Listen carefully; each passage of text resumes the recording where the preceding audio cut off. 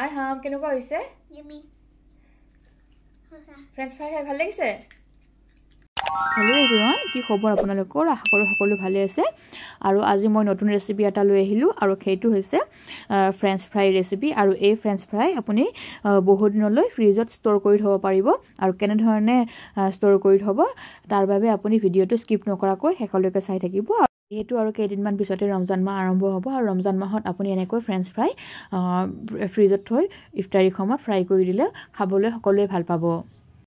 French fry বনাবলৈ ইয়াতে মই 4 কেজিমান ডাঙৰ আলু লৈ লৈছোঁ ফ্ৰেঞ্চ ফ্ৰাইত আলুবিলাক অকণমান ডাঙৰ হ'লে সুবিধা হয় আৰু ফ্ৰেঞ্চ ফ্ৰাইকেইটা বৰ ধুনীয়া দীঘল হয় আৰু এতিয়া মই ভিডিঅ'ত দেখুওৱাৰ দৰে পিলাৰ এখনৰ সহায়ত আলুৰ বাকলিখিনি এৰুৱাই লৈ ল'ম আৰু আলুখিনি মই ভালদৰে ধুই লৈছোঁ আৰু চাফা কৰি লৈ ল'ব নহ'লে তাত বালি লাগি থাকিব পাৰে আৰু এটা এটাকৈ মই গোটেইকেইটা আলুৰ বাকলিখিনি গুচাই লৈ ল'ম আৰু এইখিনি সময়তে এটা কথা মন কৰিব যে আলুখিনি যেতিয়া আপুনি থ'ব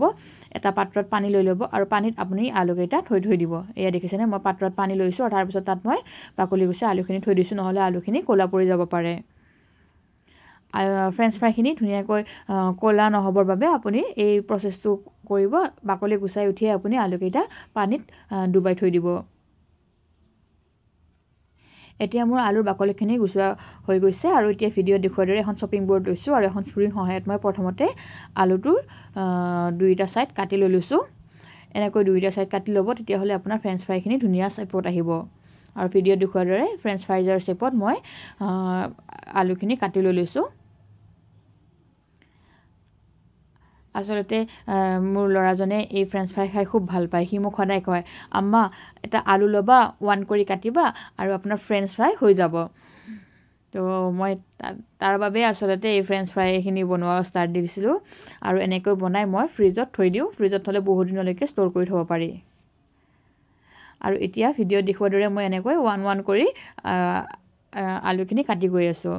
বৰ বেছি পাতল কৰিব নালাগে আৰু বৰ বেছি মোটা কৰিব নালাগে বেছি মোটা হ'লে ফ্ৰেঞ্চ ফ্ৰাইখিনি ক্ৰিস্পি নহয় যেহেতু মই হাতেৰে কাটি আছোঁ সেইবাবে আলুৰ পিচকেইটা সৰু ডাঙৰ হয় বা গোটেইখিনি একে সাইজৰ নহয় সেইবাবে কোনবাটো হয়তো অকণমান ডাঙৰ হ'ব পাৰে আৰু যেতিয়া অকণমান ডাঙৰ হয় মই আকৌ কাটি লৈ লৈছোঁ আলুখিনি মই কাটি উঠি আকৌ পানীত ডুবাই থৈ দিছোঁ এই প্ৰচেছটো আপুনি কৰিবই কাৰণ আলু সদায় পানীত ডুবাই থ'ব লাগে নহ'লে কি হয় আলুখিনি ক'লা হৈ যোৱাৰ চান্স থাকে যেহেতু ৰমজান মাহ আৰু কেইদিনমান পিছতে আৰম্ভ হ'ব আৰু ৰমজান মাহত আপোনালোকে এনেধৰণে ফ্ৰেঞ্চ ফ্ৰাই বনাই ফ্ৰিজত ষ্ট'ৰ কৰি থ'ব আৰু ইফতাৰীত তেতিয়াহ'লে আপোনালোকৰ একো টেনশ্যনেই নাথাকে আৰু ফ্ৰিজৰ পৰা ডাইৰেক্ট উলিয়াই তেলত ফ্ৰাই কৰি ইফতাৰীত খাব পাৰিব যিহেতু ইফতাৰীৰ সময়ত অকণমান চটপটা কিবা খাবলৈ মন যায় নহয় জানো আৰু এনেকুৱা ধৰণৰ ৰেচিপি পাবলৈ আপোনালোকে মোক প্লিজ ফ'ল' কৰিব আৰু লগতে লাইক আৰু ছাবস্ক্ৰাইব কৰি দিবলৈ নাপাহৰিব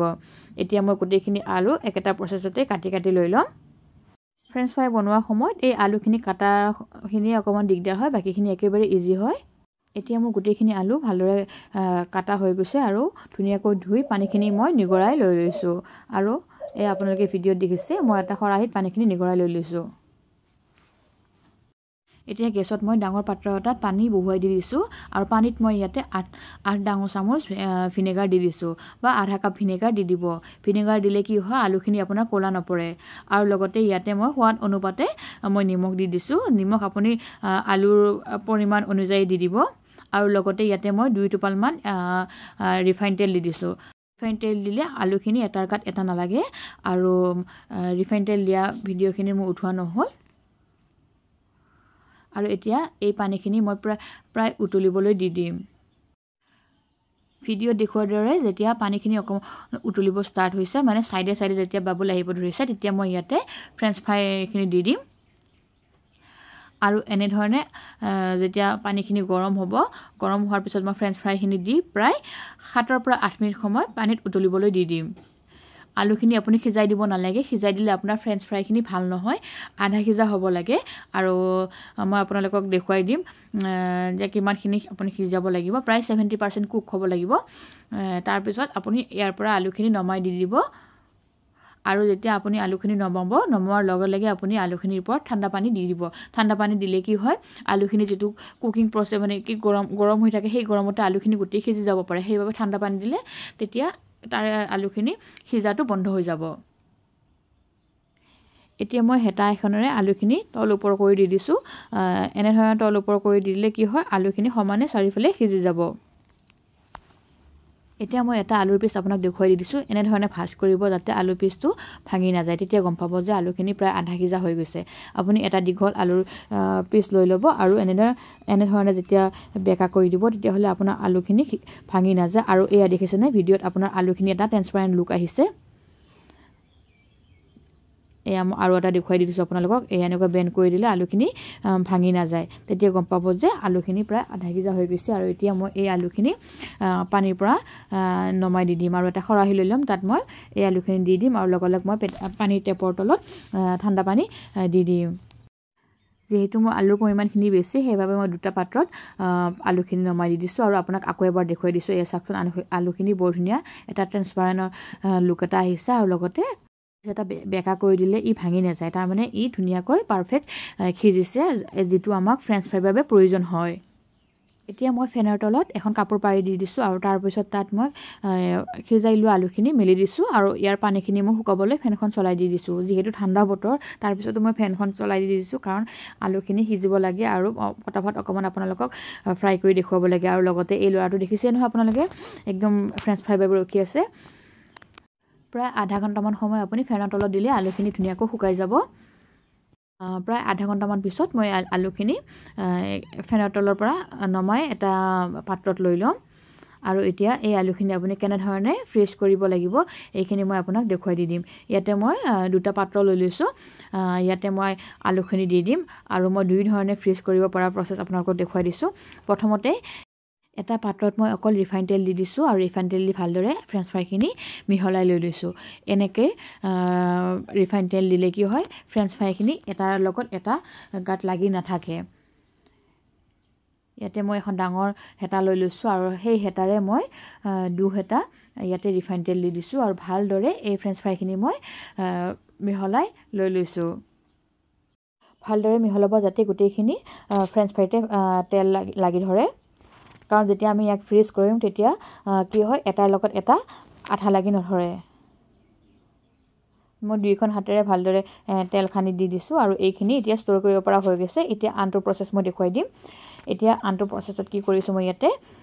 আধা কাপ মই ইয়াতে ময়দা লৈছোঁ লগতে আধা কাপ মই ইয়াতে ভাজি লোৱা পিঠাগুড়ি দি দিছোঁ আৰু ভিডিঅ'ত দেখুৱাৰ দৰে ভালদৰে ফ্ৰেঞ্চ ফ্ৰাইখিনিৰ লগত এই পিঠাগুড়ি আৰু ময়দাখিনি মিহলাই দি দিছোঁ যাতে ভালদৰে ফ্ৰেঞ্চ ফ্ৰাইখিনি এই পিঠাগুড়ি আৰু ময়দাখিনি লাগি ধৰে এনেকৈ কৰিলেও ফ্ৰেঞ্চ ফ্ৰাইখিনি বৰ ধুনীয়া হয় আৰু লগতে ক্ৰিস্পি হয় আৰু যেতিয়া আমি ফ্ৰিজত ষ্ট'ৰ কৰিম তেতিয়া কি হয় এটাৰ লগত এটা আঠা লাগি নধৰে আপুনি দুইটা প্ৰচেছত থৈ দিব পাৰে ইয়াৰ টেষ্ট একেই হয় এই ময়দা আৰু পিঠাগুড়ি দিলে এইখিনি অকণ বেছি ক্ৰিস্পি হয় আৰু টেষ্ট দুইটাই একেই হয় কিন্তু এইখিনি অকণ বেছি ক্ৰিস্পি হয় কিন্তু মই হ'লে আপোনাক দুইটা প্ৰচেছ দেখুৱাই দিলোঁ ভালদৰে ময়দাখিনি মিহলাই উঠাৰ পিছত এতিয়া মোৰ দুইখিনি ফ্ৰেঞ্চ ফ্ৰাই ফ্ৰিজ কৰিব পৰা হৈ গৈছে ফ্ৰিজত ষ্ট'ৰ কৰিবৰ বাবে মই ভিডিঅ'ত দেখুৱাৰ দৰে এয়াৰটাইট কণ্টেইনাৰ ব্যৱহাৰ কৰিছোঁ আপোনাৰ তাত যদিহে এয়াৰটাইট কণ্টেইনাৰ নাথাকে তেতিয়াহ'লে জিপলক বেগ ব্যৱহাৰ কৰিব পাৰে আৰু এয়াৰটাইট কণ্টেইনাৰ থাকিলে যিকোনো ধৰণৰ আপুনি সেই কণ্টেইনাৰতে এই ফ্ৰেঞ্চ ফ্ৰাইখিনি ষ্ট'ৰ কৰিব পাৰে আৰু ভিডিঅ'ত দেখুৱাৰ দৰে মই এই কণ্টেইনাৰটোত ফ্ৰেঞ্চ ফ্ৰাইখিনি দি দিলোঁ আৰু দি উঠি মই ভালদৰে ঢাকনিখন লগাই ফ্ৰিজত থৈ দিম এতিয়া ভিডিঅ'ত দেখুৱাৰ দৰে এনেকুৱা ধৰণৰ জিপলক কণ্টেইনাৰতো আপুনি ফ্ৰেঞ্চ ফ্ৰাইখিনি ষ্ট'ৰ কৰি থ'ব পাৰে এইখিনি জিপলক বেগকেইটা মই এমাজনৰ পৰা কিনিছোঁ আপোনালোকে এমাজনৰ পৰা ল'ব পাৰে আৰু এতিয়া মই ইয়াতে গোটেইখিনি তেল দিয়া ফ্ৰেঞ্চ ফ্ৰাই দি দিছোঁ আৰু দি উঠি ভালদৰে জিপটো লক কৰি ফ্ৰিজাৰত থৈ দিম আৰু যেতিয়াই বনাব লগা হয় মই ফ্ৰিজাৰৰ পৰা উলিয়াই ডাইৰেক্ট গৰম তেলত দি দিম ফ্ৰিজাৰৰ পৰা উলিয়াই আপুনি বাহিৰত থ'ব নালাগে ডাইৰেক্ট গৰম তেলত দিলে ধুনীয়াকৈ হৈ যায় আৰু ইয়াৰ পৰা এয়াৰখিনি উলিয়াই লৈছোঁ আৰু উলিয়াই লৈ প্লাষ্টিক বেগটো মই জিপলক কৰি দি দিছোঁ এতিয়া মোৰ এইখিনি ফ্ৰিজ কৰিব পৰা হৈ গৈছে মই আপোনালোকক দেখুৱাই দিছোঁ আৰু মোৰ এইখিনিৰে বহুদিন গুচি যাব আৰু বিনা টেনশ্যনেই মই ৰোজাৰ মাহটো কাটিব পাৰিম আৰু লগতে এতিয়া মই অকণমান আপোনালোকক ফ্ৰাই কৰি দেখুৱাই দিছোঁ এইখিনি তেল লগাই লোৱা ফ্ৰেঞ্চ ফ্ৰাই আৰু এইখিনি মই ফ্ৰিজ নকৰাকৈ ডাইৰেক্ট গৰম তেলত দি দিছোঁ আৰু যেতিয়া এই ফ্ৰেঞ্চ ফ্ৰাইখিনি ৰঙচুৱা হৈছে তেতিয়া মই তেলৰ পৰা নমাই এখন প্লেটত দি দিছোঁ আৰু প্লেটখনত মই অকণমান এখন নেপকিন দি দিছোঁ যাতে এক্সট্ৰা তেলখিনি এবজৰ্ব কৰি লয় একেটা প্ৰচেছতেই মই ভাজি লোৱা পিঠাগুড়ি আৰু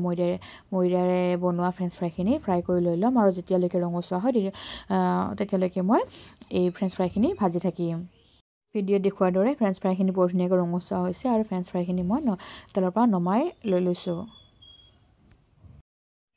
এতিয়া নেক্সট ডে মই আপোনালোকক ফ্ৰিজৰ পৰা উলিয়াই লোৱা ফ্ৰজেন ফ্ৰেঞ্চ ফ্ৰাই কৰি দেখুৱাই দি দিছোঁ। এয়া মই ডাইৰেক্ট ফ্ৰিজৰ পৰা উলিয়াইছোঁ আৰু গৰম তেলত দি দিছোঁ। গৰম তেলত এনেধৰণে দি উঠি মই ফ্ৰেঞ্চ ফ্ৰাইখিনি একেধৰণে ৰঙচুৱা হোৱাকৈ ভাজি লৈ লৈছোঁ। এনেকৈ ফ্ৰেঞ্চ ফ্ৰাইখিনি বৰ ধুনীয়া সোৱাদ লগা হয় আৰু ৰঙচুৱা হোৱালৈকে মই তেলত ভাজি আছোঁ আৰু ৰঙচুৱা হৈ উঠাত মই তেলৰ পৰা নমাই লৈ লৈছোঁ। এতিয়া এখন প্লেটত মই ফ্ৰেঞ্চ ফ্ৰাইখিনি উলিয়াই লৈছোঁ আৰু তাত মই অকণমান চাট মছলা ছটিয়াই দিছোঁ, লগতে অকণমান পেৰি পেৰি মছলা ছটিয়াই দি দিছোঁ। এনেকৈ পেৰি পেৰি মছলা আৰু চাট মছলা দি ফ্ৰেঞ্চ ফ্ৰাইখিনি খালে বিৰাট সোৱাদ লগা হয়। আৰু এয়া ফ্ৰজেন যিখিনি মই ফ্ৰাই কৰিছিলোঁ সেইখিনি মই দেখুৱাই দি দিলোঁ। আৰু এয়া মই আপোনালোকক দেখুৱাই দিছোঁ মই যিখিনি ফ্ৰিজাৰত ষ্ট'ৰ কৰি থৈছিলোঁ সেইখিনি ফ্ৰেঞ্চ ফ্ৰাই দেখিবলৈ এনেকুৱা হৈছে আৰু এটা এটাকৈ ধুনীয়াকৈ আপুনি লৈ গৰম তেলত দি ফ্ৰাই কৰি খাব।